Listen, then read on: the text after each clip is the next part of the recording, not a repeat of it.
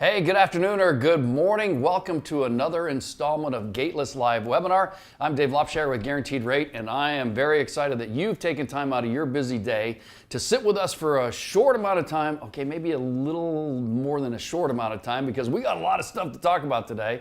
And our focus is helping you do 1, 2, 3, 6, 12 things that will help you increase or build your business and your practice. So I'm very excited to have featured today Amy Duong Kim, who's here in Chicago. We're here in Chicago at the headquarters of Guaranteed Rate. And I don't really want to kind of boast this, but I'm gonna.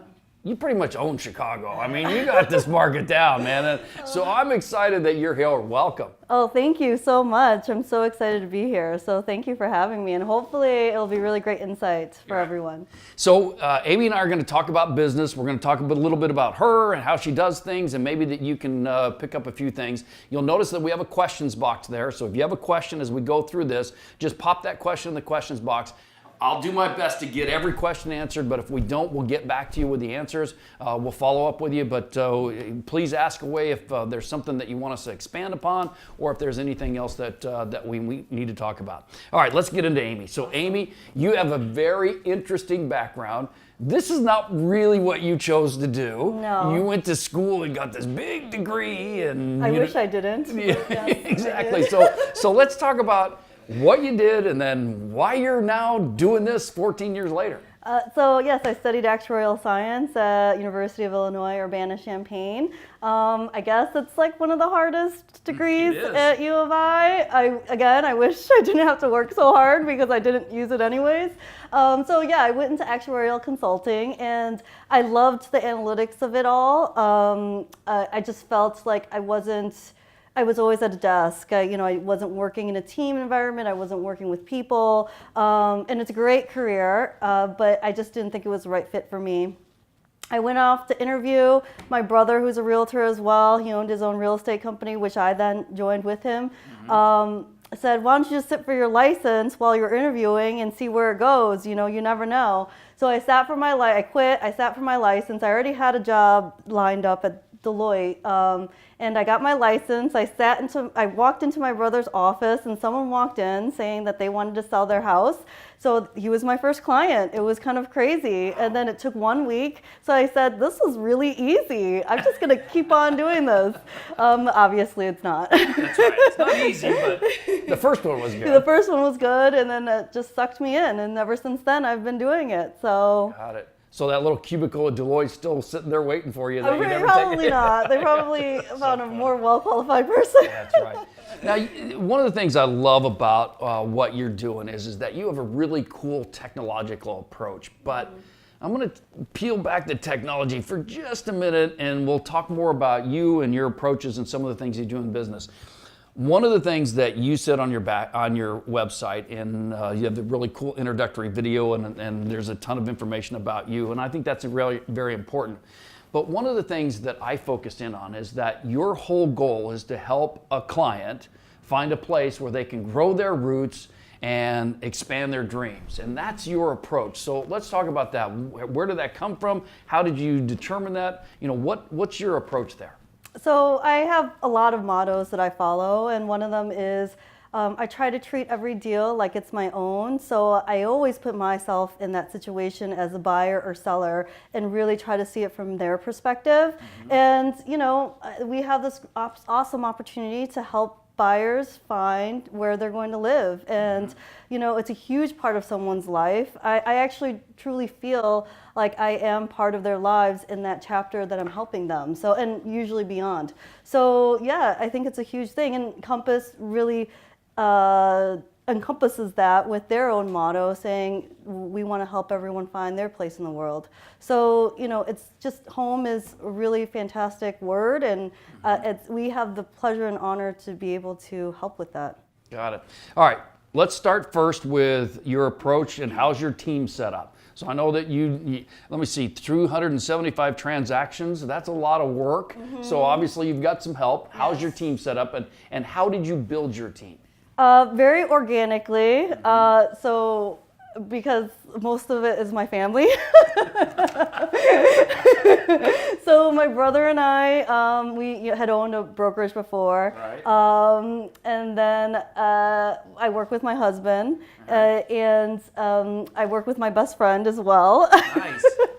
So it's fun to go to work. It is fun to go to Right. work. I was getting to a point where I could not service my clients to what I want it to be. So we needed more help. We needed more people involved. So my husband is actually fantastic at everything that I'm not good at. So details, just like making sure that the ball is continuing to roll for all of our deals, just making sure that, he's great with details, and just even making sure that all our properties look fantastic for the shoots, for the showings and whatnot. So he's really great logistically with that. So, I think it was just an amazing partnership that kind of happened naturally, because I was working 9 a.m. to midnight, and I had asked him for help one year, and it just kind of started that way. And then we've been working together ever since. And then we have other showing assistants. We have Ayumi Deloney, who is fantastic. I have worked with a lot of investor clients. I personally can't give them the amount of service and time that rentals do need, and Ayumi is fantastic at it. I think she did 45 deals in 1 month, which is rentals, which is, fantastic and very hard to do. And she's a queen at it. And then we have other team members. I love the mentoring part. Again, owning my own business before, owning my own brokerage before, I kind of missed that. So we do have agents that are a little less experienced, but the great thing is that I can back them, and then we can help with all different price points with that. So it's really fantastic. We do work 2 markets. So we work the Chicago market and the West Suburb market. Got it. One of the things really important that I learned in business a long time ago when I first got in the business, if you're not good at something, delegate it to somebody who is, because it still has to get done. Now, if you're not in a position yet to be able to delegate, that's one of your goals, is you need to be able to set yourself up to where, if there's things that you're not good at, then that's somebody, can help you get that done. The other side of that is that maybe there's a way for you to get good at it, and then when you, to your point, you then mentor the person that you eventually hire to teach them the insides and outsides Definitely. of that. And I take personality tests. I ask my team members and people who are interested in joining our team to take personality tests, mainly because we don't want all the same people. We want different perspectives. We want to fill in the voids that we're missing. Nice. Got it. All right. Let's go really granular, all right? I want to buy a house. Yes. I find Amy on your beautiful website. Thank you. What happens? Well, usually my clients have looked at my website already, watched the video, read my reviews. So I would say, honestly, most of the people who reach out to me are all kind of like, they had gravitated to something that was similar to them or they related to. So I have the awesome opportunity to work with really amazing buyers and sellers if they hadn't come from my sphere of influence. So that has been a really fantastic opportunity to meet so many different people in all different ways. Facebook, Instagram, Yelp, just many different ways. And lots of modes of communication. Got it. Well, let's talk about what's your strategy with the Trulias, the Zillows, the Redfins, all the Realtor.com, all those websites out there. We all know that everybody starts their search online. Yes. What's your strategy with all those, attracting those buyers? I do think that it's really important to get reviews on Zillow because a lot of people do look on Zillow, but it's just really finding your niche. And when I first started, there was 2 things. It was my sphere of influence, and I actually did enter into a new market when I moved to the suburbs. So it was really just getting your face out there and going to networking events, meeting new people, and letting people know what you do. And I think people discount that face-to-face a lot, but it's still very important to do. Got it. And when you were first starting out, we all talk about, you farm the neighborhood, you go knock on doors, you figure out. Your approach was a little different than that. So how when you first started out, how did you build your name and your brand and you becoming, expanding that sphere?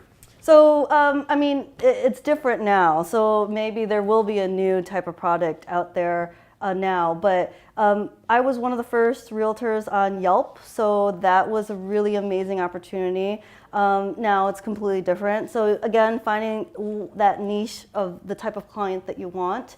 And my sphere of influence, I had the awesome opportunity to do a sorority in college, and I had that sphere of influence already. And a lot of them did move to Chicago. So again, it's getting your name out there, letting people know what you do, and just still touching base with everyone. I think that's really important. And then, of course, looking for referrals. Everybody who buys a house is an opportunity to introduce you to somebody new, correct? I always say that every buyer or seller should lead to 7 more deals in some way or form throughout your career. So yes, definitely. I touch base with my clients by email once a month. I send out 2 cards. We do a client appreciation event. I randomly call them all the time. Every year I go from A to Z while I'm in the car, and I call every person in my phone. So, and it's very random. They're like, "You're calling every person?" I say, "Yep, just calling to say hello." Hey, how are you and what's happening? Tell me, what you're thinking about, all that stuff. Yeah, and it always leads to a conversation. Oh, I have a friend who's looking. Oh, we were thinking about seeing what our market value was. You never know where the conversation is going to lead. I love that. So I just want to remind you that if you want a client for life, you have to talk to them during their life. Yes. That's the thing is that, and there's not a lot of agents, unfortunately, that have that strategy. Sometimes we're too transactional and not relational. And it sounds to me like you're really focusing in on the relationship. Yes, I definitely focus on the relationship. I try to touch, again, at least one-on-one contact, whether actual direct text or phone call or email, probably 3 times a year at least, probably more than that. All right. So let's talk. And then it's not, now it's 375 or close to 400 transactions. But when you are starting out, it's 10, 20, 12, 30. 15, yeah. So it's not even a huge amount anyways when you start out. So it wasn't too hard in the beginning to do that. Got it. So how do you track all those clients? What do you use? What's your database? What's your CRM? Everybody always asks that. What do you use to track all your clients? Just an Excel spreadsheet.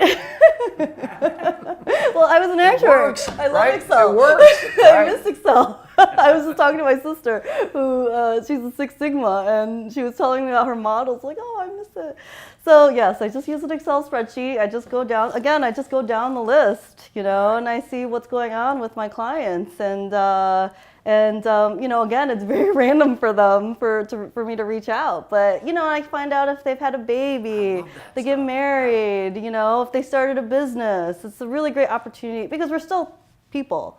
So I want to know what's going on in their lives too. Got it. All right, let's switch over now to the listing approach. How do you deal with sellers? How do you find your sellers? What's your listing side approach?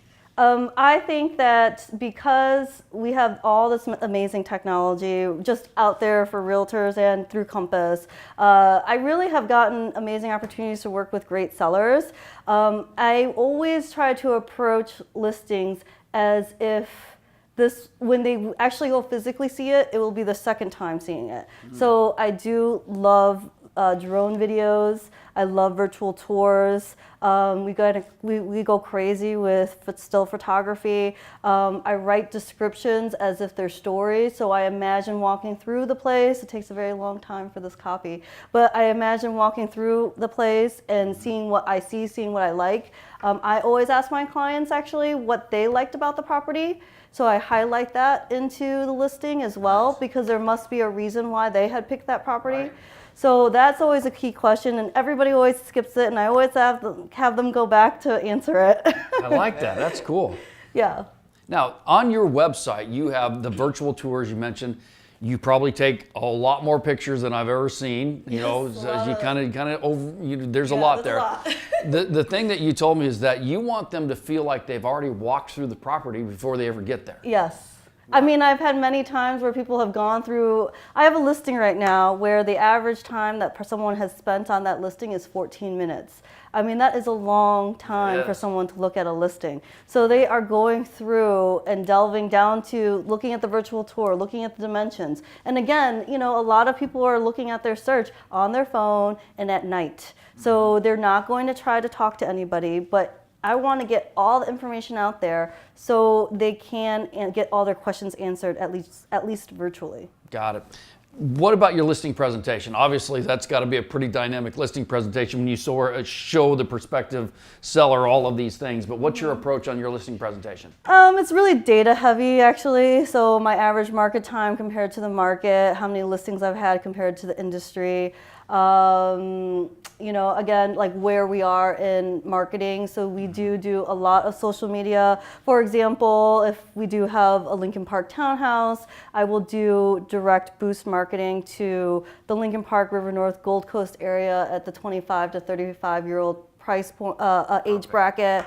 If I have a great higher at Lake Point Tower, that would be fantastic for an empty nester and even internationally. So we boost specifically. We are very specific on who we target when we do social media because we have the opportunity to. We don't have to throw a dart and see if it sticks. Like we can really hone down and who we think I guess the bigger question is who do we think that buyer is, but we can definitely try to market to that. So when you're sitting down with a listing potential seller, you're showing them all of your strategies on how you're going to market their property and you know how you're going to get that property out there. Yeah, so we have a marketing plan. We have our pocket listings that we do. Compass just rolled out Compass coming soon, so that will give the opportunity to see a pocket listings on Compass websites if it's Compass listing before anywhere else. And then we'll do the social media, which I love, through Facebook and through Instagram. And that's how we can use our virtual tours and our videos, and people can really play around with it. And then we can do our target marketing through that. And we do very little print. We do it, but we do very little print. So we'll do that for some of our listings as well. And I just want to remind you, ladies and gentlemen, that if you don't have a social media presence, you don't exist.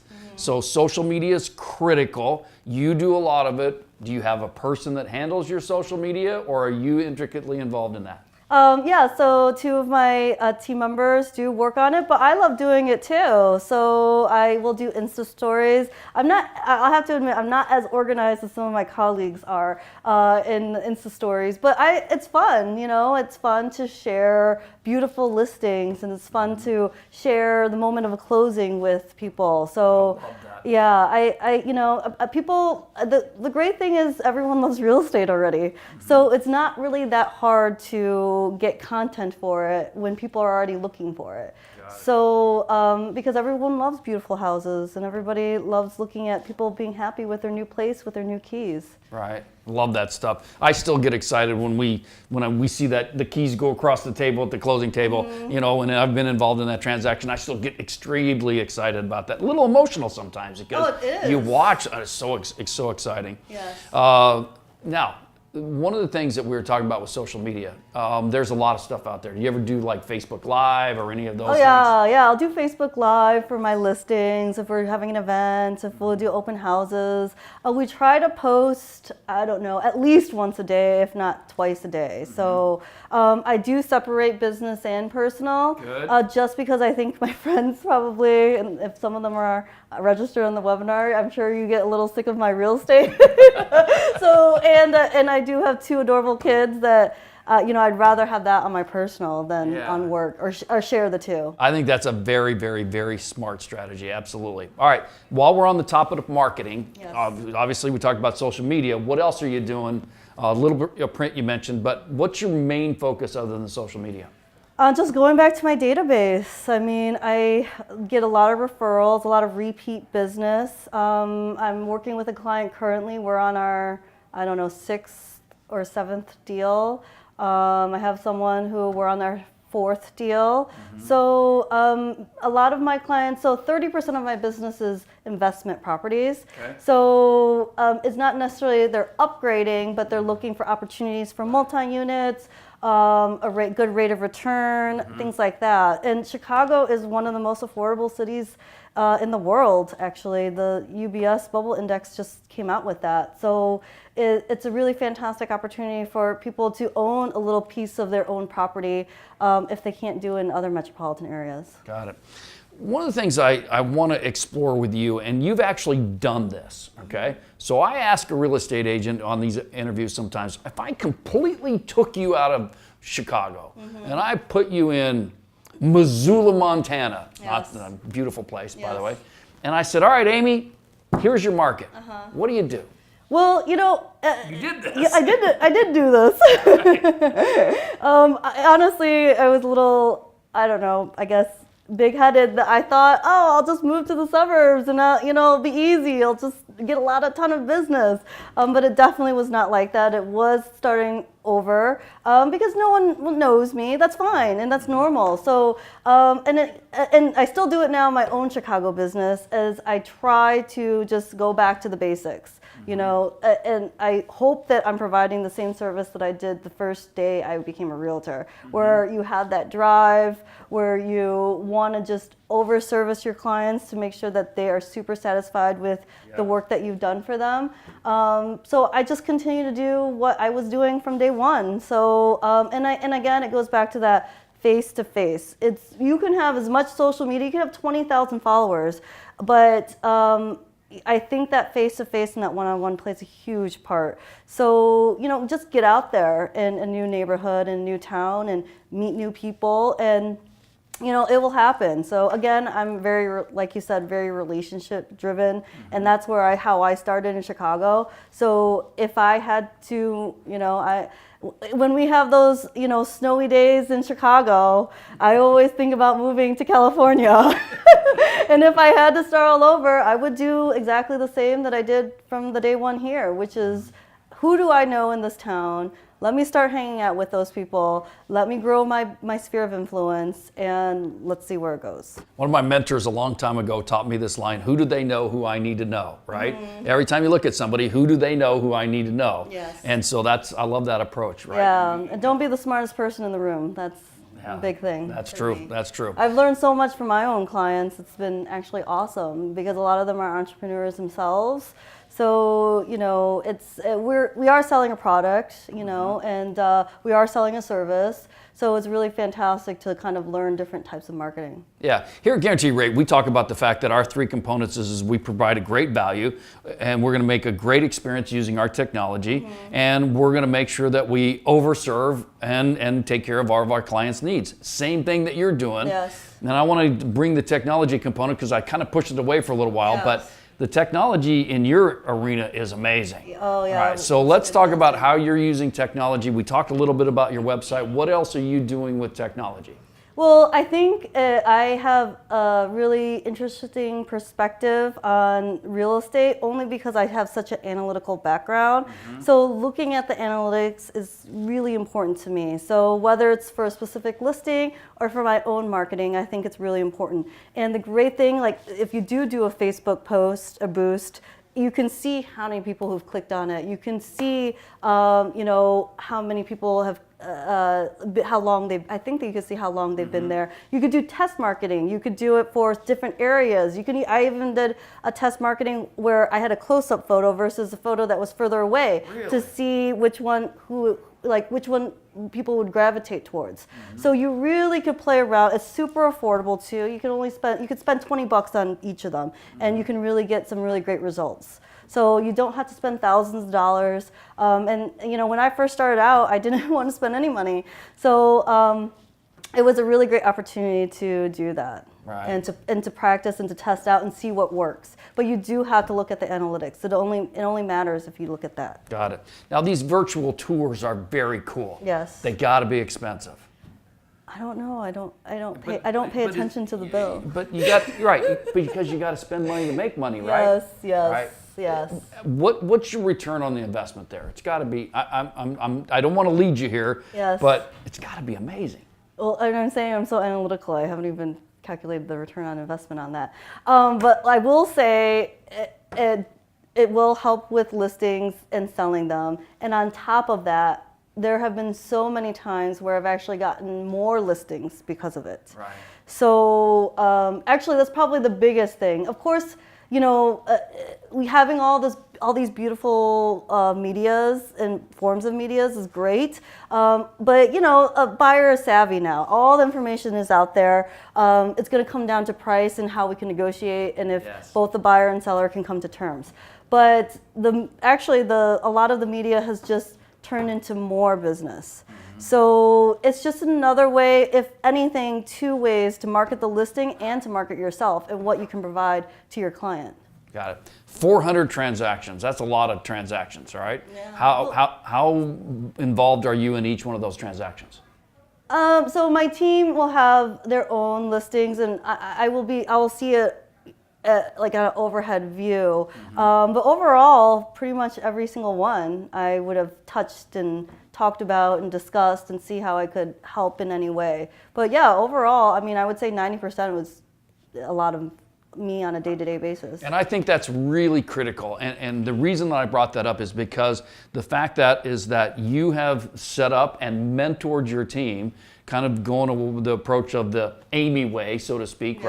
right? Because you built your business a particular way, but your team follows that direction, correct? So let's talk about how you mentor and how you make sure that everybody's going in that right direction. Well, I hope I try not to micromanage, but again, I think I follow several mottos, and one of them is just treat it like it's your own deal, or treat it like it's your brother's deal. Would you do this if it was your brother's deal? So I think if you keep that basis there, they're already going to do a good job, in my mind. So, and just being a good person, I think that plays a huge part. I only try to hang out with, good people. That's right. That's right. Successful people hang out with successful people they like. Yes. That's a big thing. That's a Yes. big thing. Let's go back to technology. I love this statement. I was paperless before paperless was cool. Yes. So- I hate paper. Yeah, so talk about that. Yeah, I just, I'm honestly not a very organized person at all. My husband can agree to that fully. And our nanny, who always picks up after both my children and I, is that I'm so disorganized. And the only way that I could, for this business, be organized is if I just did everything paperless, where paper just didn't we didn't have any. So whenever I go to listings, I never had paper listings. I just always had it on my tablet from the very beginning, or on my phone, or any mobile device that I could at the time, or even I think Blackberries back then. So and then when signature, I would just meet with my clients and I would do it on my tablet, and I'd have my little pen that they can write with, and then I would just do PDF Expert with that, and then I could just easily email it out. So it was something that I did from the not thinking that it would make my life easier. It was just helping me be organized. Got it. One of the things that we've done at Guaranteed Rate too is we've kind of adopted that approach too. When you go to the closing, you got to sign all these documents, right? Well, to be honest, in most transactions, there's only 5 or 6 or 7 that actually needs to have an ink signature. Yes. So what we've done is we've taken your approach, and we're pushing out almost the entire closing package to the borrowers 24 to 48 hours in advance, so they can click all those things and done, and then you don't spend an hour and a half of your closing. So Yes. that's one of the things that we've also approached as well. So I think that's kind of cool. All right, you also talked about back in the day, when you were first building, how you focused in on Yelp, and Yes. you have turned Yelp into an interesting strategy. So I want to kind of expand on that, because this is something that an agent out there might be able to do the same thing, and it's critically important. Yeah, and again, Yelp or Trulia, Zillow, Realtor.com, just one place where all your clients can write a review about you. So I'm heavier in Yelp than I am in the other websites, but I do have reviews there. And if your clients really loved probably that's why I'm so crazy about my service, because I really want a 5-star review. Right. So, but yeah, I think it's just really finding the home that you want to build your business on and staying there. I think is a big thing, because if you have it all these different websites, it's going to everybody. Even when you find a restaurant, you're going to go to the restaurant that has the most reviews. Yes. So I focused on Yelp from the very beginning, and I love it still, and I still use it all the time. But there's so many different options, even Google too. So do you ask your Facebook. clients? Do you ask your clients for a review? Oh yeah. Yeah. At the closing. At the closing, after the closing, if I don't hear from them, actually later today, we need to email several for a review. Got it. So yeah, I do ask for a review. Yeah, you can't be afraid to ask. And I think sometimes as salespeople, we get to the point where we go, oh my gosh, I don't want to. You have to. It's the same of asking for a referral. If you don't ask for a referral, you won't get one. If you don't ask for a review, you won't get one. Yes, exactly. And I will admit, when people just closed, they are so busy. So I actually have had clients who said, "Oh, I've been meaning to do this for a year," and then they'll write the review a year later. So I always follow up with my clients, even up to a year of when they close, to try to get that review. Got it. And what do you say to them? Just, how do we do? Or just if you enjoyed our service, we would love to help your friends and family find their perfect home for them, something along those words. And if you could take a moment to write a review for us, we'd be more than ecstatic to read it. So yeah, and it's even when I lose business, I actually ask for review critics, but I actually not for review, but I ask why I didn't win it. Usually they don't answer, and it really disappoints me because I really want to figure out why. What was it that they didn't feel like I was relatable or able to provide their service for them? I want to get better, and I want to know how to do that. Yes. I absolutely think that. So I want to make sure that you guys heard Amy, and it's a very simple thing. Hey, based on our time together, how do we do? And if we did well, tell us what we did well, and please give us a rating on Yelp or whatever. Yes. I mean, it's not something that's really hard. No, it's not hard. And if they're super happy, I've had clients who've given me gifts that was really nice. Love it. Yeah, and clients who have taken us out to dinner, to Cubs games, because they're so thankful of it. I mean, I've had a client who just gave me cash at the closing, which I'm I already got paid. You know that, right? But so they just want, just go out to dinner with your family, Oh my gosh, So that's hilarious. I'd rather in return if you could, this. It's kind of like you feed. What's that saying? Help someone learn how to fish, and then that will, and then so you can feed a family. Something like that. So it's the same thing. I really appreciate this gift. Thank you so much. But if you could instead write a review, that'd be even better. That's awesome, right? I also want to remind you of the referral script. I think it sometimes we get away from when we get too involved in trying to get them closed and get them done and all this stuff. It's very easy to simply say to somebody, thanks for the opportunity to serve your needs. If there are friends and family that could benefit from our services, I'd be honored if you'd refer us. I mean, Yes. And you told me that you do that with every client. Yeah, yes, I do. Yes. So, and even again, I still overall talk to most of my clients even from 14 years ago. So, That's amazing. yeah, I think that it's important to really just stay relevant and let them know that I'm going to be their realtor for life, or that's the goal. Right.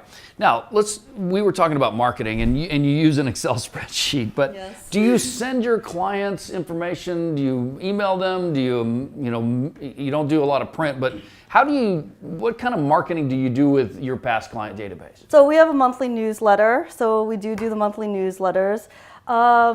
I do sometimes send listings, specific listings that I think that are beautiful, well priced. We'll do holiday cards. We'll do that customer appreciation. A lot of my clients are Asian, so I do love celebrating Lunar New Year and doing a campaign for that. I love doing a back to school campaign, so I love doing marketing for that as well. But again, it's really just making an effort in several things, maybe 2 or 3 things, and being consistent. I think the consistency is the part that I think a lot of people try to cast a wide net and do all these different things. But if you just stick with a few things, that's all you need, and you are on top of it, that's all you need to do. Just need to stay top of mind with them, right? Yes. Maybe even not at the top of the mind. We just need to keep ourselves in their mind. So when Yes. they think, oh, I got to call Amy, I want to list my house. Yes. Right. Awesome. Yeah. So again, I want to remind you that we have a questions box, and we've got some questions coming in. I'm going to ask you those those in just a second here. But if you have a question for Amy, just find the questions box, type in the question, and we'll get it here. And if we don't have time to answer it, we will get back to you with those answers. So somebody said they absolutely love your website. And I talked to you about this because I absolutely love your website too. So how involved were you with that? How involved were you with let's talk about the video that's at the top. And by the way, if you guys, you need to go there. It's Amy Duong Kim, spelled out, .com. Okay, go to that website and look at the little video that pops up. So it's kind of an emotional thing. Yes. So tell me about your involvement with the video and your involvement with the website. Well, I want to give a shout out to Evoker. They're the ones who did the video. I don't know if I can do that or not. You can do anything you want, sorry. Man. But Evoker, they made the video and they really digged deep about what this career and industry meant for me. So I think they did a beautiful job in portraying that. And ultimately, I do think with the combination of my reviews and this video, a lot of people already know, and I get that a lot when I first meet them. And when they call me, they said, I watched your video, I read your reviews. They even know when I graduated college and what I majored in. That they know that they want to work with me. And, so I told the story, and if they didn't like the video, that's fine. Like, I wouldn't know, they wouldn't call me. Right. But, it was a really great, it makes them a warm lead then. And yes. It's already a starting point, it's already a conversation. They, there was something in either the reviews or the video that made me relatable to them. And I think that was a huge part in getting business is that video. So I love it. I think that they did a great job in portraying who I am. Got it. One of the things, and we talked about this, one of the things I like about your videos, it starts with learning about you, and now it focuses in on what I need as a client. Yes. So, that as you scroll down on the website, it focuses in. How involved were you with the layout of the website? Yeah, pretty involved actually. I mean, when I made that website when I had no team, so I did everything.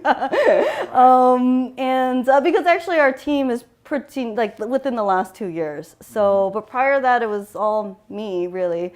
And my husband is amazing at so many things, but websites is not one of them. So, I was involved with the whole thing. Got it. Now, you recently moved to Compass. Yes. Compass, by the way, is a real estate company that is investing millions in technology and trying to be on the cutting edge in real estate. What was your thought process in that decision to move? Because you were pretty established with your former company. Yes. My previous brokerage is amazing, but Compass, all the technology was fantastic. Robert Refkin, I met with him. I got an email from Robert. I had no idea who he was, and I said, this is a little weird, but maybe I'll just take the meeting anyways and see what the competition will be. And then when I left the meeting, I called my husband. I said, I think we're going to go to Compass. So it was super exciting. I'm one of the founding agents in Chicago. And the technology is fantastic. Robert has this amazing perspective on real estate and real estate agents. And literally anything that we want to build, we are able to do so. So it's a really fantastic opportunity. So the technology is, my clients love it. We have great analytics. It's beautiful presentations for our listings. So yeah, it's been pretty awesome. Got it. So one of the questions that popped in the box, and I like this, you talked about international clients. Yes. I mean, that's a tough market. Yes. So what do you do? How do you source them? How do you work that market? So again, I was fortunate enough that a lot of my sphere of influence, mainly from U of I. So if you have an alma mater that has a lot of people that moved internationally for work, that would be a good place to start. Right. So a lot of my friends and clients are expats. Actually, 2 years ago, we took a 7-week trip to Asia. And that was a fantastic opportunity to meet new people and to touch base with my current clients. This December, we are going to go to Asia again. This one will be a shorter trip for 3 weeks. Again, it will be, it's for fun too and a family vacation. But on top of that, we'll have opportunity hopefully to meet our clients again and to meet with new clients. Right. So now, you sound very American to me. but you speak 5 Oh, languages. no, I don't. Okay, my team does. Okay. So my husband's Korean. Right. I'm Chinese Vietnamese. My brother's Chinese Vietnamese too. Right. Ayumi is Japanese. She's the Japanese consulate for the state of Illinois. Wow. Yeah. Kat speaks Tagalog, which is the language in the Philippines. I don't know how many is that. Yeah, I think that's it. 5. Yeah.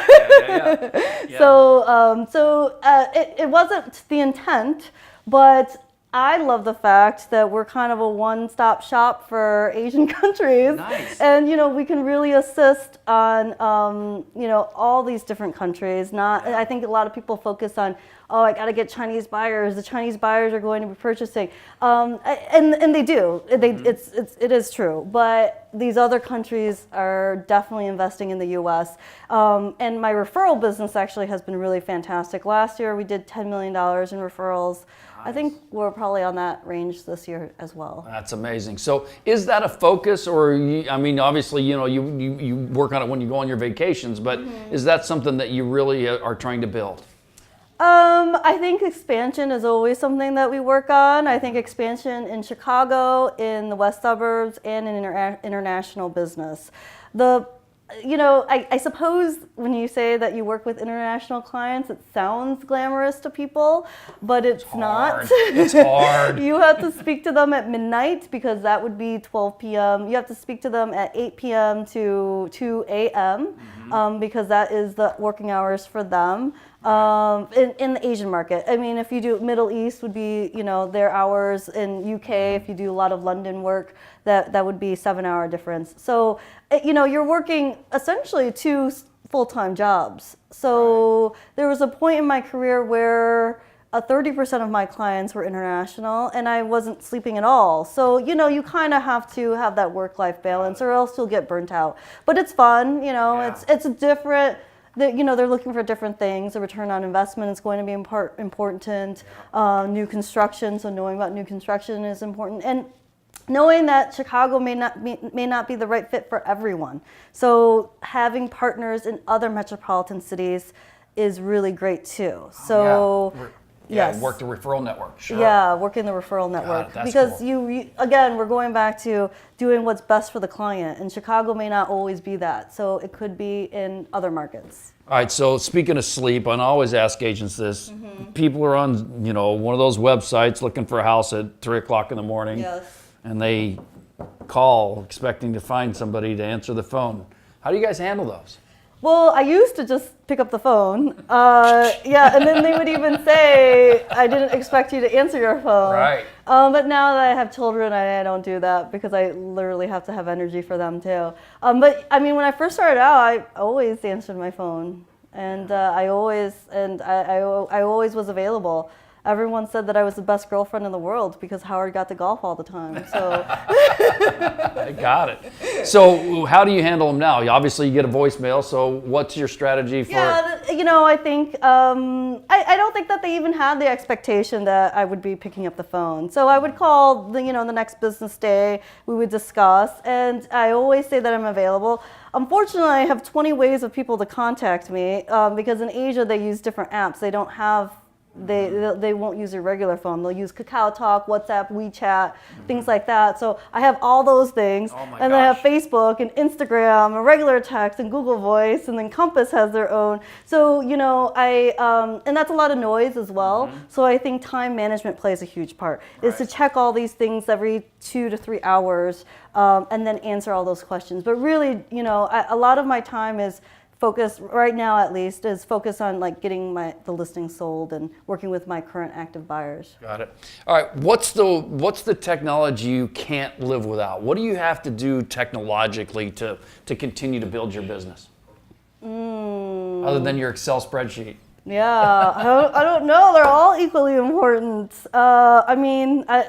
I am unfortunately going to be talking about Compass, which would be for Compass agents. But I love the insights. I can see people who, if they've been looking on their computer or if they've been looking on their phone, how long they've been looking at the listing, if they've been coming back. So that has been a really great marketing tool for my sellers. Right. I mean, I love Facebook ads. I think that it's really great metrics too, and it's super affordable to hit a huge range of people. So if you have almost every open house that we do a Facebook boost around Monday, Tuesday, and then to get it ready for Saturday and Sunday. So when everyone's scrolling at their phones, that they'll see that. And people look at their phones, I think it's like 10 or 11 p.m. So so if you want to set up your post to be posted then, you could do that. Let's see, I don't know, I have so many. I love my iPad Pro. I take that everywhere when I do my listings. All my notes are like on my Google Drive and Dropbox. I mean, I love having Dropbox. I don't know. Yeah, you can't do it without any of it. All right, got it. You said something that I wanted to spend a little bit of time. We're getting close to our time limit here, but that was fast. I know. There's so many things we haven't gotten to yet. You mentioned the terrible two words, open house. Yes. All right. So a lot of agents say, I don't do open houses. I don't get any traction. Yes. I totally disagree with that because I think they're lead generation events. Yes. Right. I'm not selling this property. I'm finding people who want to buy a house. Yes. So tell me about your open houses. What's your strategy? How do you do them? And not even lead generation for buyers, but it's actually has been more lead generation for more listings. Really? Yes. So because if any of my clients are out there, you always have a nosy neighbor because Right. a lot of them have been those nosy neighbors. But you always have neighbors who want to stop by, see the market, and when they walk through the door, even if they say that they're a neighbor or not, I said, that's fine. I mean, if it's okay with you, I would love to show the home as I would show it to anyone else. So if it's all right, I would love to point out some things about this place. So I always present it as if I were presenting to a buyer. I think a lot of agents, when they hear that it is a neighbor or they say that they're a neighbor and they're just breezing by, then they don't talk to them. Right. And truly, I do think it's an opportunity that is wasted, that I always tell my team, like, treat every person like they would be a potential client, whether buyer or seller. Right. And I think that's critically important that you do that. Now, Yes. you yourself work those open houses? I mean, I can't do every single one, but yeah, I do work a lot of the open houses. I do at least one every weekend. Nice. I think it's important for my sellers that I be there, and also, again, it's lead gen. So if you don't have a large marketing budget, it's free. Yeah. It's just time. It's kind of funny. When I was new in the lending business, I was working with a partner agent, and he told me, your job is to go to the grocery store and buy those yellow rolls of Nestle Toll House cookies. Okay. Right? I carried in my car, I carried 3 cookie sheets, and my job was to cut those things up and put them in the oven so the house smelled like chocolate chip cookies when people walked in. Yes. And obviously they ate the cookies, but they wanted that smell, right? That was my job as his lending partner, that I had to make the cookies. So anyways, it's kind of funny. Kind of funny to go back into those old days. Now, And I always actually text them too, right after, as we're showing. I usually ask them for their phone number right then and there. They've already signed in too. But I say, you seem to really like the home. Let me send you, and I copy and paste the virtual tour in the text already. So I have it copied, and then I text them right there with the virtual tour or the video or both, and depending on you've the captured house. their contact information So so I they can essentially market make them. sure that I have their phone number Yes. because everybody puts wrong phone numbers down. They do. So so that's a great way to kind of make sure that you get their contact. And when you're face to face and you say, I'd like to text you something, and they're looking at it, and then you type in the text, they're not going to give you a bad phone number because you're face to face. Yeah, pretty much. Right. All right. Broker opens. You do those? I do it in the suburbs. I do not do it in the city. So, but the great thing about been working this business for so long and being in the top 10% is in any given market, top 10% does 80% of the volume. So I've had the fortunate experience to be working with all these great agents in town. So a lot of them already know me. If they need to preview, they're happy to. We'll always get them in. We'll always accommodate it. Again, when you're newer, you may not have that opportunity, but I think it's always actually another thing is really important to network and go to those like WCR, YPN. I'm personally part of ARIA, so be part of, if people want international market, be part of ARIA, AREAA. So that's a big thing, because knowing who you're going to be doing a deal with is just as important as knowing the pocket market too, and that's a great opportunity to do that as well. So I think those two things, like wasted opportunities at open houses and really knowing who your colleagues are and who you'll be working with, plays a huge part. I've won multiple offers, because you know that, opportunities and situations because that agent knew me, and that could be one key thing. Right. And you know, you mentioned ARIA, WCR. I've done a lot of work with the Women's Council of Realtors, and I'm telling you, it's a great organization. They do let men in, by the way. You know, they do. And you don't have to be Asian to be part of ARIA. Exactly, exactly. So you know, those networking groups, I'm telling you, not only are you going to be exposed to people like Amy, who you're going to be able to learn from, you're also going to build your networking. And I mean, you talk about your sphere of clients, but you have to have your sphere of partner agents, so to speak, that will help you with building your business, because you're working hand in hand to try to get it done. Oh, definitely. And this is a shameless plug to ARIA, but I truly feel that they played a huge part to where I'm at right now, because I was able to get lots of learning seminars, lunch and learns, and just getting a different perspective from all different agents from around the world and around the nation. So yeah, I still love it, and now I get to have the opportunity to give my little tidbits to them during convention and the Global Luxury Summit. So yeah, it's fun. That's cool. All right, so as we get close on time here, in fact, I'm already over, but I don't care. Okay. Where do you see things going? Where do you see this crazy, you know, there's been a really strange market through the summer. Yes. I mean, you've seen the ups and downs and the hills and the valleys. Where do you see things going? So I do think the market is adjusting right now. We are seeing longer market times. I do think that sellers and agents should continue. I try to do a market analysis or try something new in my marketing for all my listings every week to figure out if we should do a correction in the price or try a completely different way to market the property.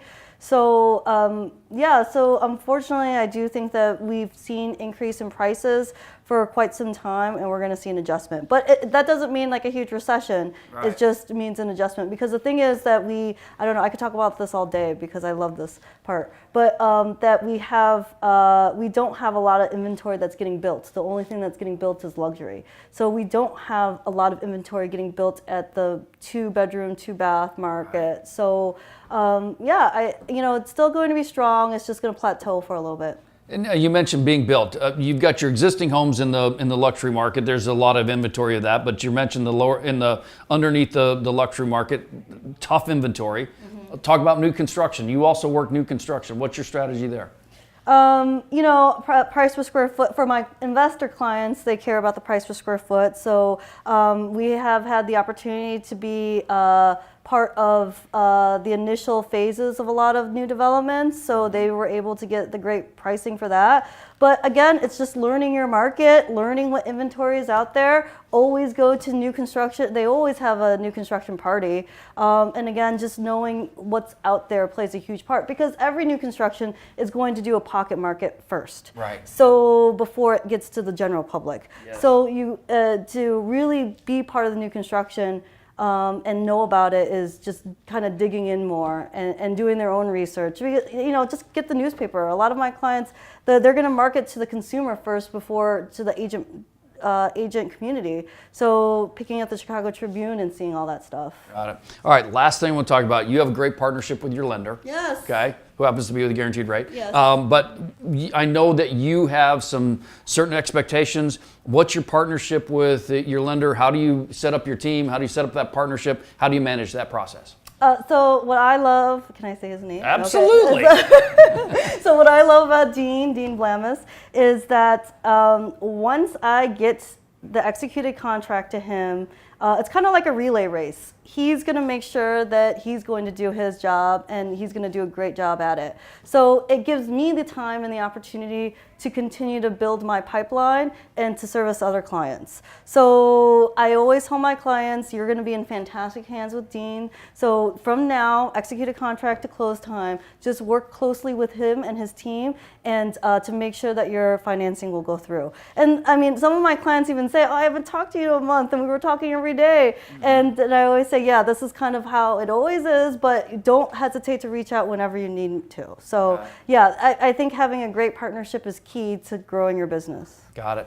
Amy, you are a wealth of information. And again, ladies and gentlemen, we could go for another couple hours. I'm pretty sure about that. So it's Amy Duong Kim. It's that the middle name is Duong. So just go to amyduongkim.com. Yes. It's an amazing website. You'll see that video we were talking about. You'll see a lot about Amy. But what I want you to do is I want you to go through that website. I want you to kind of keep clicking. You can't hurt it. You can't bend it. You can't break it. Just keep clicking because there's a lot of stuff in that website that's amazing.